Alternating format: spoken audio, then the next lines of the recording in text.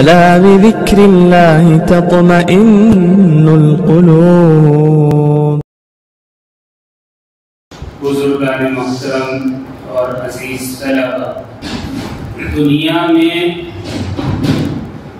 جتنے علوم، جتنے فنون ہیں، ہر علم اور ہر فن کا ایک استاد ہوتا ہے، چاہے وہ جتنا چھوٹا کام ہو، جتنا چھوٹا علم ہو یا جتنا وسیع علم ہو، ہر ایک کا ایک استاد ہوتا ہے، ایک معلم ہوتا ہے، ایک ماہر ہوتا ہے۔ دنیا میں کسی بھی کام میں اگر کوئی مہارت حاصل کرنا چاہتا ہے، ایکسپرٹ ہونا چاہتا ہے، تو اس کے لیے ایک استاد مقرر کرتا ہے اور فخر سے بیان کرتا ہے کہ فلاں آدمی میرا استاد ہے، میرا معلم ہے اور اس فن کا ماہر ہے، میں نے یہ فن، یہ علم اس استاد سے سیکھا ہے۔ دنیا میں شیطان ان لوگوں کو زیادہ بہکاتا ہے جو علم حاصل کرنا چاہتے ہیں، فن حاصل کرنا چاہتے ہیں، اور ایک تحقیق کے مطابق، ایک ریسرچ کے مطابق پوری دنیا میں دھوکہ، جھوٹ، فریب، مکر، عیاری اور جو کچھ ظلم و زیادتی کی جاتی ہے وہ پڑھے لکھے اور ماہرین علوم و فنون کی طرف سے کی جاتی ہے۔ ایک سروے کے مطابق آفیسوں میں کام کرنے والے، اقتدار کی کرسیوں پر بیٹھنے والے اور بڑی بڑی کمپنیوں کے مالکان جو دھوکہ کرتے ہیں، جو پیسہ کھینچتے ہیں اور جو فراڈ کرتے ہیں اور جو شیطانی اسکیمیں لانچ کرتے ہیں، وہ ایک بے پڑھا سیدھا سادہ آدمی کبھی نہیں کر سکتا۔ پوری دنیا میں فراڈ، ظلم، قتل و غارت گری کے لیے جو ماہرین اپنے فن کے ہیں اور جو شیطانی علوم سے متاثر ہیں، وہ لوگ اپنے صحیح علم سے غلط کام کرنے پر لگے ہوئے ہیں۔ جہاں کی بھی مثال دیکھیں، ہر نقصان کے پیچھے، ہر فراڈ کے پیچھے، ہر دھوکے کے پیچھے، ہر ظلم کے پیچھے کچھ پڑھے لکھے لوگوں کا ہاتھ ہوتا ہے۔ یہ تو دنیاوی تعلیم کا مسئلہ۔ جب فن سیکھنے کے لیے ایک استاد کی ضرورت ہوتی ہے، علم سیکھنے کے لیے ایک استاد کی ضرورت ہوتی ہے، اور دنیا میں یہ فن کام آنے والا ہے، دنیا میں یہ علم کام آنے والا ہے، ایسے افراد کو شیطان اس قدر بہکا سکتا ہے کہ دنیا کا امن و امان غارت کر دے۔ تو جو لوگ دین کے راستے پر چلتے ہیں، رسول اللہ کے راستے پر چلتے ہیں، اللہ کے بتائے ہوئے راستے پر چلتے ہیں، اللہ کے احکامات پر عمل کرنا چاہتے ہیں، شیطان ان دنیاوی لوگوں کے بالمقابل ان کو کتنا زیادہ بہکاتا ہوگا۔ بات سمجھ آتی ہے۔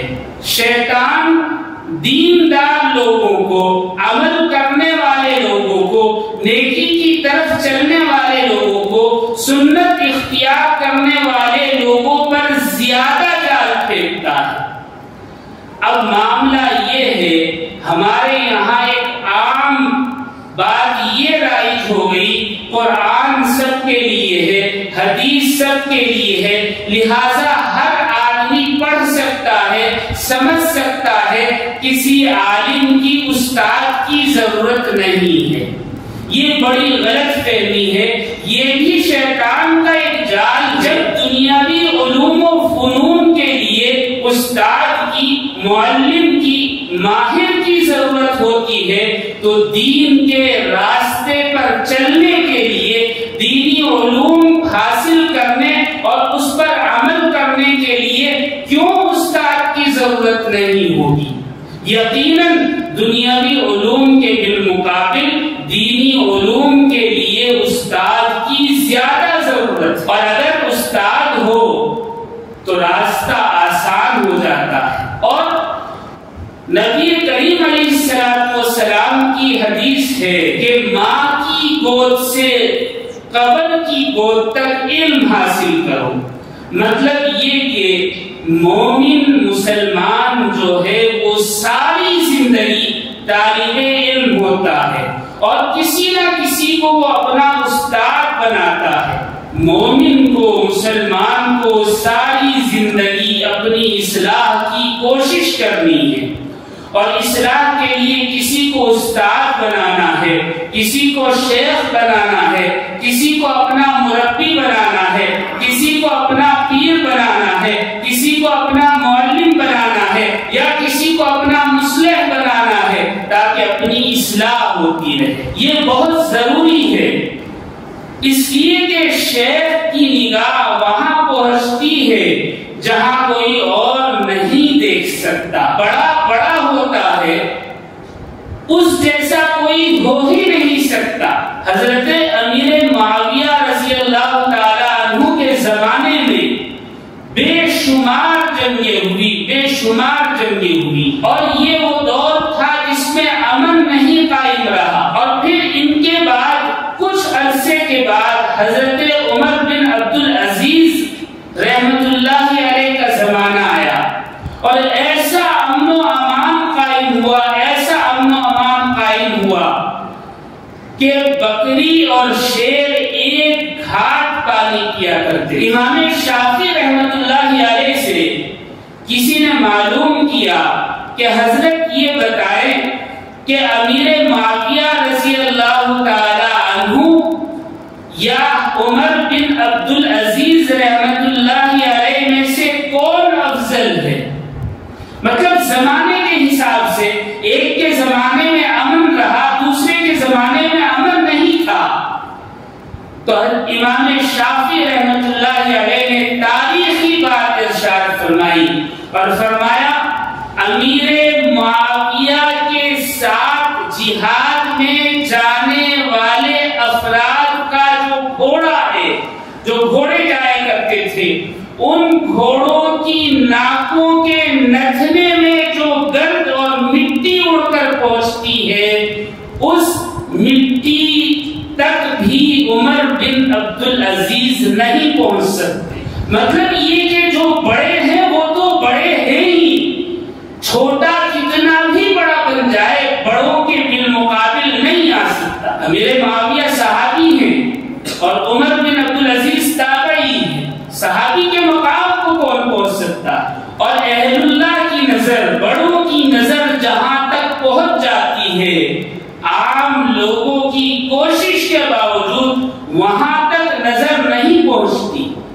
ایک بادشاہ نے محل تعمیر کرایا، اور محل تعمیر کرانے کے بعد اس میں معائنہ کیا کہ کون سی چیز ایسی ہے جس میں کچھ نہ کچھ کمی رہ گئی ہو۔ جن چیزوں میں کمی محسوس ہوئی ان کو دوبارہ بنوایا، یہاں تک کہ ایک گوشہ، ایک جگہ بھی ایسی باقی نہیں رہی جس پر کوئی انگلی رکھ کر یہ کہہ سکے کہ اس میں یہ کمی ہے، خامی ہے یا عیب ہے۔ بادشاہ نے محل کھلوا دیا اور پبلک کو کہا کہ کوئی ایسا آدمی ہے جو اس محل میں ایک کمی اور ایک عیب نکال دے۔ تو پبلک امن پڑی، دیکھا کوئی عیب نہیں، ہر آدمی عش کر اٹھا کہ اتنا خوبصورت محل، اتنا مکمل محل، کوئی عیب نہیں، کوئی عیب نہیں۔ ایک اللہ والے بزرگ عالم وہاں سے گزرے، بادشاہ نے ان سے بھی کہا کہ آپ اللہ والے ہیں، آپ بھی ذرا دیکھ کر بتائیں اس میں کیا عیب ہے۔ ان بزرگ نے کہا کہ اس میں 2 عیب مجھے نظر آتے۔ بادشاہ بڑا حیران ہوا، 2 عیب؟ کسی ایک آدمی نے بھی ایک عیب کی طرف اشارہ نہیں کیا، اور اس میں 2 عیب نظر آتے ہیں، وہ کیا ہیں؟ تو بزرگ نے کہا یہ محل ہمیشہ رہنے والا نہیں، ایک عیب ہے، بڑا عیب ہے۔ آپ کتنا بھی اچھا بنا لیں، لیکن یہ سب سے بڑا عیب ہے کہ یہ مستقل نہیں رہے گا، ہمیشہ نہیں رہے گا۔ بادشاہ نے کہا کہ یہ تو بات صحیح ہے۔ دوسرا کیا عیب ہے؟ کہا کہ اس کے بنانے والا یعنی تو بادشاہ ہے، تو بھی کبھی نہیں رہے گا، یہ دوسرا ہے۔ اللہ والوں کی نگاہ وہاں پہنچتی ہے جہاں کوئی نہیں پہنچ سکتا، جہاں کسی کی نگاہ ہی نہیں پہنچ سکتی۔ اگر کوئی اپنا ہاتھ کسی اللہ والے کے ہاتھ میں دے دے، کسی شیخ کے ہاتھ میں دے دے، اور کسی شیخ کو، کسی پیر کو اپنا رہبر بنا لے، کسی عالم کو رہبر بنا لے، تو پھر دنیا بھی کامیاب، آخرت بھی کامیاب۔ رسول اللہ صلی اللہ علیہ وسلم کی ساری زندگی، پھر صحابہ کی زندگیاں، صحابہ کے بعد تابعین کی، تبع تابعین کی بے شمار واقعات ملتے ہیں کہ مسلمانوں نے، مومنوں نے اپنا ہاتھ اپنے بڑوں کے ہاتھ میں دیا کہ اپنی اصلاح کرائیں۔ صحابہ کی روایات بھی بہت ساری ہیں۔ ایک مثال پیش کرتا ہوں۔ ایک نوجوان صحابی نے نبی کریم علیہ السلام کی مجلس میں حاضر ہو کر کہا، اے اللہ کے نبی، آپ کے ہاتھ پر میں نے کلمہ پڑھا ہے، میں مسلمان ہوا ہوں، میں آپ کی ہر بات ماننے کو تیار ہوں، لیکن ایک کام مجھ سے نہیں ہوگا۔ رسول اللہ صلی اللہ علیہ وسلم نے ارشاد فرمایا کہ وہ کیا کام ہے؟ اس نوجوان نے کہا، اے اللہ کے نبی، میں زنا نہیں چھوڑ سکتا۔ کتنی بڑی بات ہے۔ رسول اللہ صلی اللہ علیہ وسلم چاہتے تو ناراض ہوتے اور اسے اپنی مجلس سے برخاست کر دیتے۔ آپ صلی اللہ علیہ وسلم نے بتایا کہ اصلاح کس طرح کی جاتی ہے اور لوگوں کو صحیح راستے پر کیسے لایا جاتا ہے۔ رسول اللہ صلی اللہ علیہ وسلم نے اس نوجوان سے فرمایا، اے نوجوان، اگر تیری یہی خواہش ہے تو میری ایک بات سن، وہ یہ کہ جس سے تو زنا کرے گا وہ کسی کی بہن ہوگی، کسی کی بیوی ہوگی، یا کسی کی ماں ہوگی، یا کسی کی بیٹی ہوگی، اور کوئی نہیں چاہے گا کہ میری بہن سے، ماں سے، بیوی سے یا بیٹی سے کوئی ایسا برا کام کرے۔ مجھے یہ بتا، کیا تو بھی یہ کر سکتا ہے؟ یعنی تو اپنی بہن کو کسی کو پیش کر سکتا ہے؟ اس نے کہا، معاذ اللہ، میں تو غصہ برداشت نہیں کر سکتا۔ رسول اللہ صلی اللہ علیہ وسلم نے فرمایا کہ جس کے ساتھ تو زنا کرنا چاہتا ہے وہ بھی کسی کی بہن ہے۔ اس نے کہا، اے اللہ کے نبی، میری آنکھیں کھل گئی، میری آنکھیں کھل گئی۔ لیکن رسول اللہ صلی اللہ علیہ وسلم نے صرف اسی پر اکتفا نہیں فرمایا، بلکہ اس نوجوان کے سینے پر اپنا دست مبارک ایسے رکھا اور فرمایا، اے اللہ، اس کے سینے کو زنا سے پاک فرما دے۔ رسول اللہ صلی اللہ علیہ وسلم نے اپنا دست مبارک رکھا اور دعا فرمائی، تو اللہ نے دعا قبول فرمائی۔ آپ کے دست مبارک کی برکت تھی کہ وہ صحابی فرمایا کرتے تھے کہ مجھے روئے زمین پر زنا سے زیادہ نفرت کسی چیز سے نہیں تھی۔ اللہ، آج جو علماء شیوخ اپنے سینے سے لگاتے ہیں یا اپنے ہاتھ میں ہاتھ لے کر کچھ عہد کرواتے ہیں، یہ سب رسول اللہ صلی اللہ علیہ وسلم سے آئے۔ کسی کو مصلح بنا لیا جائے تو بیڑا پار ہو جاتا ہے۔ جگر مراد آبادی بڑے شاعر تھے، بڑے شاعر تھے، اور اپنے علاوہ کسی کو شاعر نہیں سمجھتے تھے۔ اگر کوئی کہتا فلاں شاعر تو کہتے وہ تو طفل مکتب ہے، ابھی سیکھ ہی رہا ہے، وہ شاعر کہاں سے ہو گیا۔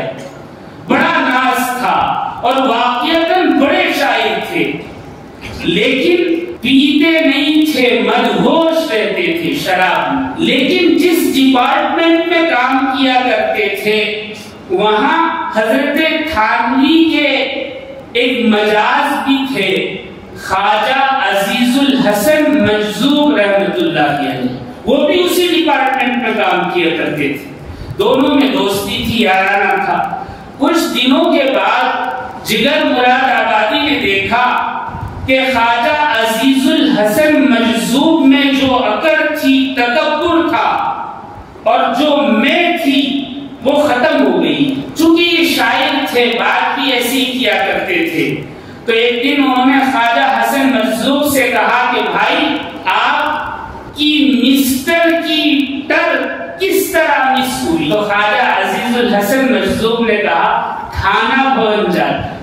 تو انہوں نے کہا کہ واقعی اگر ایسی بات ہے تو بھئی ہم بھی دیکھنا چاہتے ہیں ایسا کیا ہے تھانہ بھون میں جو آپ کی ساری اکڑ ختم ہو گئی. کہا کہ کسی دن چلیے، پروگرام بنا لیا. چلنے سے پہلے جگر مراد آبادی نے کہا کہ حسن مجذوب ایک بات بتاؤ، ہم جا تو رہے ہیں لیکن میں ابھی بتا رہا ہوں وہاں جا کر معاملہ خراب مت کرنا، میں پینا وہاں بھی نہیں چھوڑوں گا. تو ان کو بڑی فکر ہوئی. کہا کہ وہ تو خانقاہ ہے اور خانقاہ میں ایسا کام نہیں ہو سکتا. تو انہوں نے کہا کہ اچھا میں اپنے شیخ سے ذرا معلوم کر لیتا ہوں. حضرت تھانوی رحمت اللہ علیہ کو خط لکھا اور خط لکھ کر کہا کہ حضرت ایک آدمی اصلاح تو کروانا چاہتا ہے اور آدمی بڑے کام کا ہے، لیکن معاملہ یہ ہے کہ وہ پینے سے باز آنا نہیں چاہتا. تو حضرت نے کہا کہ اس کی شرطوں کے ساتھ لے آؤ دیکھتے. اب جگر مراد آبادی خواجہ عزیز الحسن مجذوب کے ساتھ حضرت تھانوی رحمت اللہ علیہ کی خانقاہ پہنچ گئے. قیام خانقاہ میں ہوتا تو حضرت رحمت اللہ علیہ نے فرمایا کہ حسن دیکھو بھائی یہ تو خانقاہ ہے اور یہاں ہم جگر مراد آبادی کو پینے کی اجازت نہیں دے سکتے، یہ تو صریح گناہ ہے. لیکن ایسا کرتے ہیں کہ میں انہیں اپنے گھر مہمان رکھ لیتا ہوں، اور مہمان چونکہ کوئی بھی ہو سکتا ہے، کافر بھی ہو سکتا ہے، اور مہمان کی خاطر مدارت کی جاتی ہے، اسے کسی بات کا انکار نہیں کیا جاتا. لہذا خانقاہ کے بجائے گھر میں رکھ لوں گا، یہ وہاں پی لیں گے، کوئی بات نہیں. حضرت نے خواجہ حسن مجذوب کو اور جگر مراد آبادی کو اپنے گھر پر ٹھہرا لیا.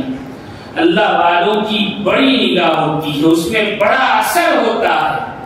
جب رات میں دسترخوان بچھا اور کھانے کے لیے بیٹھے تو جگر مراد آبادی سامنے تھے، حضرت تھانوی رحمت اللہ علیہ.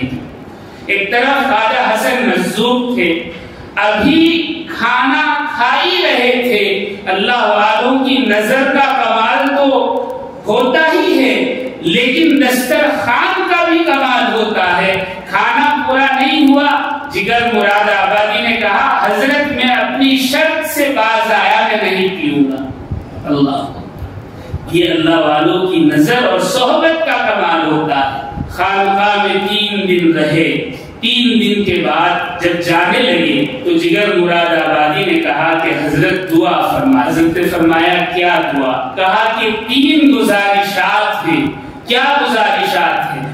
ایک گزارش یہ ہے کہ پینا چھوڑ دو. حضرت نے کہا اللہ تعالیٰ چھوڑوا دیں گے. دوسری گزارش کیا ہے؟ دوسری گزارش یہ ہے کہ میں دہائی رکھ لوں، سنت اختیار کر لوں. حضرت نے کہا اللہ تعالیٰ توفیق عطا فرمائیں گے. تیسری گزارش کیا ہے؟ کہا کہ خاتمہ بالخیر کی دعا فرما دے. حضرت نے فرمایا انشاءاللہ جب وقت آئے گا تو یہ بھی ہوگا، اور دعا دی اور رخصت کر دیا. تاریخ میں لکھا ہے جگر مراد آبادی چند دنوں میں ساری چیزیں اللہ رب العزت نے عطا فرما دی. ایک صحبت میں، ایک مجلس میں. بڑوں کی مجلس بڑی ہوتی ہے، اسی لیے اختیار کرنا چاہیے. جگر مراد آبادی نے اسی مجلس اور محفل اور صحبت کا ذکر کر کے کہا تھا میرا کمال عشق میں اتنا ہے بس جگر، میرا کمال عشق میں اتنا ہے بس جگر، وہ مجھ پہ چھا گئے میں زمانے پہ چھا گیا. کیا بات ہے! صرف ایک نگاہ میں، ایک صحبت میں کایا پلٹ دی. جامعہ اشرفیہ لاہور کے بانی حضرت مولانا مفتی محمد حسن امرتسری رحمۃ اللہ علیہ دارالعلوم میں پڑھ رہے تھے. فراغت کے بعد دارالعلوم میں ہی استاد مقرر ہو گئے اور پڑھاتے پڑھاتے بڑی کتابیں یعنی حدیث کی بڑی کتابیں ان کو مل گئی. استاد حدیث ہو گئے. اب استاد حدیث کا کیا مقام ہوتا ہے سب جانتے. کئی مرتبہ انہوں نے چاہا کہ حضرت تھانوی رحمۃ اللہ علیہ سے بیعت کر لوں, بیعت ہو جاؤں جا کر آپ کے ہاتھ پر اور آپ سے اپنی اصلاح کروا لوں. جب بھی خط لکھتے تو حضرت فرماتے نہیں بھائی آپ تو بڑے اونچے مقام پر ہیں, آپ کو کیا ضرورت کیا حاجت. پھر دوبارہ خط لکھتے پھر فرماتے. جب خط لکھ کر تھک گئے تو ایک مرتبہ سوچا کہ ایسے کام نہیں بنے گا, سیدھا خانقاہ چلے جاتا ہوں. تو تھانہ بھون خانقاہ پہنچ گئے, حضرت سے ملے اور اپنی گزارش پیش کی. حضرت نے کہا نہیں بھائی یہ سب ان چکروں میں مت آؤ, آپ کا تو مقام ہے, ضرورت نہیں. انہوں نے کہا کہ حضرت اب جس ارادے سے آیا ہوں اس سے باز نہیں آ سکتا, آپ بیعت فرما لیں, مجھے اپنی شاگردی میں لے لیں, نہیں تو میں یہاں سے جانے والا نہیں. حضرت نے فرمایا اگر ایسی بات ہے تو ہماری بڑی شرطیں ہیں, بڑی شرطیں. میں اور آپ ہوتے تو شرط کا نام سن کر ہی بھاگ جاتا, ہمارا تو معاملہ یہ ہو گیا, اللہ ہماری بھی اصلاح فرمائے. تو حضرت مفتی صاحب نے فرمایا کہ حضرت آپ شرط بیان فرمائیں, انشاءاللہ میں عمل کروں گا. حضرت نے فرمایا کہ ایک تو آپ پنجاب کے رہنے والے ہیں, آپ کی زبان کھڑی ہے, لہذا آپ کی تجوید صحیح نہیں ہے, لہذا پہلے تجوید پڑھیں اور قرآن صحیح کریں, اس کے بعد پھر دوسرا معاملہ ہو. کہا کہ حضرت ایک شرط تو بتا دی, انشاءاللہ میں عمل کروں گا, یہ تو دنیا اور آخرت کی بھلائی ہے. دوسری بات آپ ارشاد فرما دیں. حضرت نے بڑی سخت شرط رکھی اور فرمایا دوسری شرط یہ ہے کہ عام طلبہ میں بیٹھ کر دارالعلوم کی درسگاہ میں وہ کتابیں دوبارہ پڑھیں جو کتابیں آپ نے ایسے اساتذہ سے پڑھی ہیں جن کا روحانیت سے تعلق نہیں تھا. اللہ کتنی بڑی شرط. آپ شیخ الحدیث ہیں, شیخ اور دارالعلوم میں حدیث پڑھاتے ہیں, مسند پر بیٹھتے ہیں, طلبہ آپ کا اکرام کرتے ہیں, آپ سے فیض حاصل کرتے ہیں. حضرت تھانوی نے فرمایا انہی طلبہ کے درمیان بیٹھ کر دوبارہ وہ کتابیں پڑھیں جو آپ نے ایسے اساتذہ سے پڑھی جن کا روحانیت سے تعلق نہیں تھا. اللہ بڑی شرط رکھ دی. لیکن حضرت مفتی صاحب رحمۃ اللہ علیہ نے کہا کہ حضرت ٹھیک ہے, اور پھر دونوں شرطوں پر پورا عمل کیا. اور پھر لوگوں نے دیکھا کہ آپ یعنی حضرت مفتی حسن امرتسری رحمۃ اللہ علیہ نے کیا علمی کارنامے نمایاں انجام دی. اللہ والوں کی صحبت, محفل, قربت بڑی چیز ہے, بڑی نعمت ہے. ایک مرتبہ حضرت گنگوہی رحمت اللہ علیہ جب زمانہ طالب علمی سے فارغ ہو رہے تھے, ایسے میں حضرت شیخ امداد اللہ مہاجر مکی رحمت اللہ علیہ کی خدمت میں حاضر ہوئے. حضرت نے فرمایا کہ بھائی آپ کیسے آئے ہیں؟ کہا کہ حضرت اپنی اصلاح کے لیے آیا ہوں. کہا کہ بہت اچھی بات ہے, آ جائیں. خانقاہ میں قیام کروا لیا. لیکن جب یہ وہاں ٹھہرے, چونکہ طالب علم تھے, ابھی فارغ ہوئے تھے, حضرت گنگوہی رحمت اللہ علیہ نے فرمایا حضرت میں یہاں رہوں گا لیکن میری ایک شرط ہے. حضرت امداد اللہ مہاجر مکی نے فرمایا کیا شرط ہے؟ کہا کہ حضرت شرط یہ ہے تہجد نہیں پڑھوں گا, اگر آنکھ کھلی اور جی چاہا تو پڑھوں گا, ویسے مجھے نہ اٹھایا جائے. حضرت امداد اللہ رحمت اللہ علیہ نے فرمایا کہ ٹھیک ہے, تہجد آپ نہ پڑھیں کوئی مسئلہ نہیں. خدام سے فرمایا کہ حضرت گنگوہی کی جو چارپائی ہے میرے پاس ڈال دو. تو مولانا رشید احمد گنگوہی کی چارپائی خدام نے حضرت کے پاس ڈال دی، یعنی پلنگ ڈال دیا، رات میں سو گئے۔ تہجد میں حضرت حاجی امداد اللہ مہاجر مکی رحمت اللہ علیہ بیدار ہوئے، وضو کیا اور وہیں چارپائی پر بیٹھ کر ذکر و اذکار میں مشغول ہو گئے۔ جب کانوں میں ذکر کی آواز پہنچی تو حضرت مولانا رشید احمد گنگوہی بھی اٹھے اور وضو کیا اور حضرت کے پاس بیٹھ گئے اور ذکر کرنے لگے۔ حضرت نے تہجد کی نماز پڑھی تو ساتھ ہی نماز پڑھنے لگے۔ 3 دن کی اجازت لے کر آئے تھے کہ حضرت کے پاس رہوں گا، لیکن جو ذکر میں تہجد میں مزہ آیا 30 دن حضرت کی خدمت میں رہے اور کبھی تہجد ناغہ نہیں کی، اور جب جانے لگے تو صرف 30 دن کی صحبت میں حضرت مولانا رشید احمد گنگوہی کو حضرت شیخ حاجی امداد اللہ مہاجر مکی سے وہ سب کچھ مل گیا جو ساری زندگی لوگوں کے اصلاح میں کام آتا رہا۔ اللہ 30 دن کے بعد حضرت نے اجازت اور خلافت عطا فرما دی اور بالکل ینگ تھے، نوجوان تھے، فرمایا کہ اب آپ جاؤ لوگوں کی اصلاح کرو۔ اللہ چند دنوں کی صحبت نے ایسی کایا پلٹ۔ شاہ اسماعیل شہید رحمت اللہ علیہ بڑا اونچا خانمادہ تھا۔ ایک دن رات میں وضو کیا اور نوافل کی نیت باندھی، 2 رکعت کر کے 100 رکعت نفل ادا کیے شاہ صاحب نے، لیکن سلام پھیرنے کے بعد احساس ہوتا ہر رکعت میں کچھ نہ کچھ وسوسہ آ گیا ہے، کوئی نہ کوئی بات اور کسی نہ کسی چیز کا خیال آ گیا ہے، لہٰذا یہ نماز ضائع ہو گئی۔ 100 رکعت پڑھی، 100 کی 100 میں خیال آتا رہا، پریشان ہو گئے، کہنے لگے ایک بھی رکعت ایسی نہیں جو اللہ کے یہاں مقبول ہو۔ اس بات کی شکایت لے کر حضرت سید احمد شہید رحمت اللہ علیہ کے پاس پہنچے، بڑے بڑے ہوتے ہیں، اور جا کر کہا کہ حضرت 100 رکعت پڑھی، ایک میں بھی اللہ کا خیال نہیں رہا، کسی نہ کسی کا خیال آ جاتا۔ حضرت نے فرمایا آج یہی رکو، رات ہمارے ساتھ بسر کرنا۔ رات ہوئی، کہا کہ حضرت 2 رکعت چاہتا ہوں، کہا کہ بس 2 رکعت کا مسئلہ نہیں، تہجد میں ذرا برابر مل کر کھڑے ہو جانا۔ کہا کہ ٹھیک۔ حضرت شاہ اسماعیل شہید رحمت اللہ علیہ سید احمد شہید رحمت اللہ علیہ کے برابر میں کھڑے ہوئے۔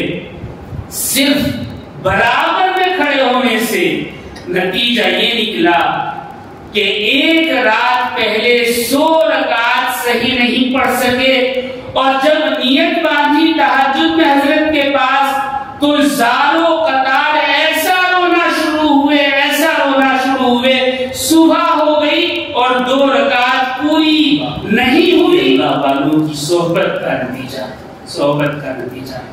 حضرت شیخ زکریا رحمت اللہ علیہ نے تحریر کیا ہے، لکھا ہے کہ حضرت شاہ عبد القادر رحمت اللہ علیہ دہلی میں رہا کرتے تھے۔ فتح پوری مسجد میں آپ نے ایک مرتبہ 40 دن کا اعتکاف کیا، چلہ کشی کی۔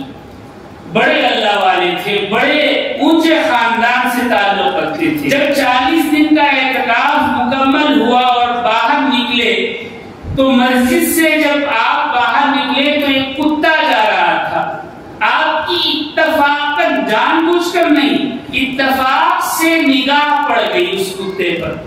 اس کتے میں اللہ نے ایسی جاذبیت پیدا کر دی کہ وہ کتا جدھر جاتا سارے کتے اس کے پیچھے چلنے لگتے، وہ جہاں بیٹھتا سارے کتے وہاں بیٹھ جاتے، وہ کھڑا ہوتا سارے کتے کھڑے ہو جاتے۔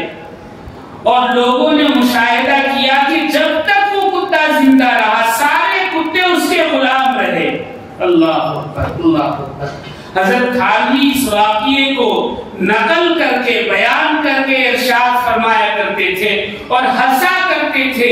کیا فرماتے تھے کہ وہ ظالم کتا کتوں کا پیر بن گیا۔ اللہ اکبر، ایک نگاہ سے، صرف ایک نگاہ سے۔ اللہ اللہ اللہ والوں کی نظر، ان کی صحبت بڑی چیز ہے، بڑی چیز ہے، اسے اختیار کرنا بہت ضروری۔ آپ نے اصحاب کہف کا واقعہ تو سنا ہوگا، اللہ والے تھے، صحبت نے، نظر نے اسے بھی جنتی بنا دیا۔ اللہ کتنی روایات ہیں کہ بتایا جاتا ہے کہ اس کی حیت، شکل تبدیل کر کے جنت میں داخل کیا جائے، صرف صحبت نے، اس نے کوئی کام نہیں کیا۔ امام ربانی مجدد الف ثانی شیخ احمد سرہندی رحمت اللہ علیہ کو کون نہیں جانتا، سب جانتے ہیں۔ جب کسی اللہ والے کی صحبت میں نہ رہا جائے، کسی سے اپنی اصلاح نہ کرائی جائے، کسی کی مجلس میں شامل نہ ہوا جائے، کسی سے اپنے اعمال کو درست نہ کروایا جائے اور سیدھے راستے کو اختیار نہ کیا جائے، تو اس کا نتیجہ یہ نکلتا ہے کہ بروں کی صحبت ملنے لگتی ہے، اور بروں کی صحبت کا نتیجہ یہ ہوتا ہے دنیا اور آخرت تباہ ہو جاتی ہے۔ حضرت مجدد الف ثانی شیخ احمد سرہندی رحمت اللہ علیہ کے ایک مرید تھے، ان کا ایک نوجوان بیٹا تھا، بیمار ہوا، اتنا سخت بیمار ہوا کہ بچنا مشکل ہو گیا۔ مرید حضرت کے پاس آیا اور اس نے کہا کہ حضرت آپ چلیں اور چل کر میرے بیٹے پر تھوڑا سا رحم فرما دیں، میں چاہتا ہوں اس کی آخرت سنور جائے۔ حضرت نے فرمایا چلو۔ اپنے وقت کا شیخ مجدد 1000 سال کے لیے اللہ نے بنایا۔ حضرت شیخ سرہندی رحمت اللہ علیہ اپنے مرید کے گھر گئے، جا کر دیکھا کہ اس کا بیٹا نزع کے عالم میں ہے، موت آنے والی ہے، کیفیات ساری طاری ہو چکی ہیں۔ آپ نے مراقبہ کیا اس کے سرہانے بیٹھ کر اور اس پر توجہ ڈالی، لیکن جتنی توجہ ڈالتے آپ کو محسوس ہوتا کہ کوئی اثر نہیں ہو رہا۔ آپ نے پھر دوبارہ توجہ کی، پھر محسوس کیا کہ اثر نہیں ہے، پھر توجہ کی، پھر دیکھا کہ اثر نہیں ہو رہا۔ آپ پریشان ہو گئے، اس کو کلمہ پڑھوانا چاہتے تھے، وہ کلمہ پڑھنے کی حالت میں تھا ہی نہیں۔ حضرت رحمت اللہ علیہ پریشان ہو گئے تو کشف ہوا اور آواز آئی۔ کیا آواز آئی؟ اللہ ہم سب کی حفاظت فرمائے۔ آواز آئی کہ اس نے نیکوں کی صحبت چھوڑ کر کافروں کی مجلسوں میں بیٹھنا شروع کر دیا تھا، ان کی صحبت اختیار کر لی تھی، ان کافروں کی ظلمت اور ضلالت اس کے دل پر ہم نے مسلط کر دی ہے، جتنی چاہے توجہ کر لو، اس کے دل سے وہ ظلمت ہٹنے والی نہیں ہے۔ اللہ اللہ ایسے ہی انتقال۔ آج ہماری مجلسیں، ہماری محفلیں اللہ والوں سے، اللہ کے ذکر سے، اللہ کے رسول کے ذکر سے خالی ہو اور دنیا کی باتیں ہوتی ہیں۔ اللہ ہمارے حال پر رحم فرمائے، اللہ ہمارے حال پر رحم فرمائے۔ نبی کریم علیہ السلام کی ایک حدیث حضرت ابو ذر غفاری رضی اللہ تعالیٰ عنہ بیان فرماتے ہیں، اللہ والوں کی، علماء کی، شیوخ کی، دیندار لوگوں کی، بزرگان کی محفل میں بیٹھنا کچھ حاصل کرنا نہیں، بیٹھنا دونوں جہاں کی کامیابی کا باعث، دونوں جہاں کی کامیابی کا باعث۔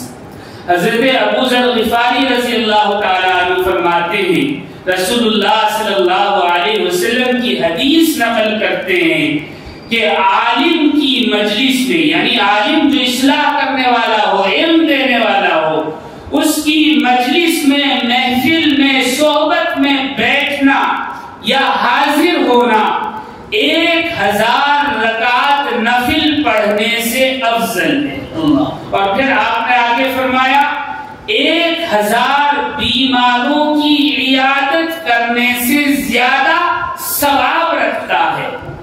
اور پھر فرمایا 1000 جنازوں میں شریک ہونے سے افضل ہے، بہتر۔ کسی نے عرض کی اے اللہ کے نبی، کیا قرأت قرآن سے بھی، یعنی قرآن پڑھنے سے بھی؟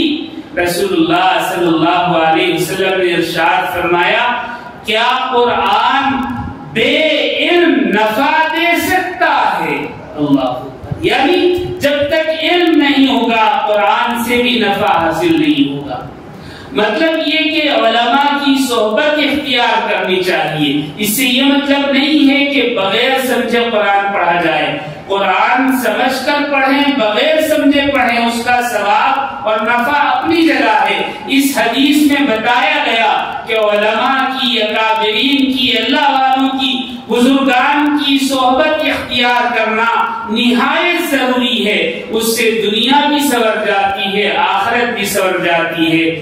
بہت اچھا شعر ہے، کیا ہے؟ صحبت صالح ترا صالح کند، آپ نے شاید سنا ہوگا، صحبت صالح ترا صالح کند، صحبت طالح ترا طالح کند۔ نیک لوگوں کی صحبت تجھے نیک بنا دے گی اور برے لوگوں کی صحبت تجھے برا بنا دے گی۔ رسول اللہ صلی اللہ علیہ وسلم کی ایک حدیث ہے، آپ نے ارشاد فرمایا، اچھی مجلس اور بری مجلس کی مثال خوشبو اور بھٹی والے کی طرح ہے، یعنی ایسی ہے، اچھی مجلس کی مثال ایسی ہے کہ جیسے خوشبو کی دکان یا خوشبو والا اس کے پاس بیٹھیں گے، یا تو وہ خوشبو ہدیے میں دے گا یا لگانے کو دے گا، یا کم سے کم خوشبو آئے گی، محسوس ہوگی، فرحت محسوس ہوگی۔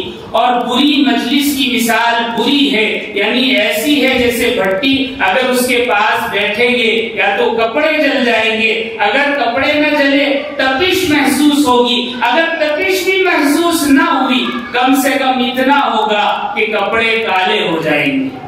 مطلب یہ کہ اللہ والوں کی صحبت اختیار کرنی چاہیے۔ میں نے شروع میں آیت تلاوت کی، وَمَا نُرْسِلُ الْمُرْسَلِينَ إِلَّا مُبَشِّرِينَ وَمُنذِرِينَ، ہم پیغمبروں کو اسی لیے بھیجتے ہیں کہ وہ خوشخبری سنائیں اور ڈرانے والے ہوں۔ مطلب یہ کہ اچھے کاموں پر خوشخبری سنائیں اور برے کاموں سے روک کر ان کو ڈرائے کہ یہ اچھا کام نہیں ہے۔ اور انبیاء کے اور پیغمبروں کے جو وارث ہیں، علماء ہیں، شیوخ ہیں، ان کی محفلوں میں جانا چاہیے۔ آگے آیت میں فرمایا، فَمَنْ آمَنَ وَأَصْلَحَ فَلَا خَوْفٌ عَلَيْهِمْ وَلَا هُمْ يَحْزَنُونَ، لہذا جو لوگ ایمان لے آئے یعنی مسلمان ہو گئے اور انہوں نے پھر اصلاح بھی کر لی، پیغمبروں کے پاس، پیغمبروں کے وارثوں کے پاس جا کر، ان کے لیے کیا ہے؟ انہیں نہ کوئی خوف ہوگا اور نہ وہ کبھی غمگین ہوں گے۔ اللہ مجھے بھی اور آپ کو بھی عمل کی توفیق عطا فرمائے۔ وآخر دعوانا ان الحمدللہ رب العالمین۔ کعبے پہ پڑی جب پہلی نظر، کیا چیز ہے دنیا بھول گیا، کیا چیز ہے دنیا بھول گیا۔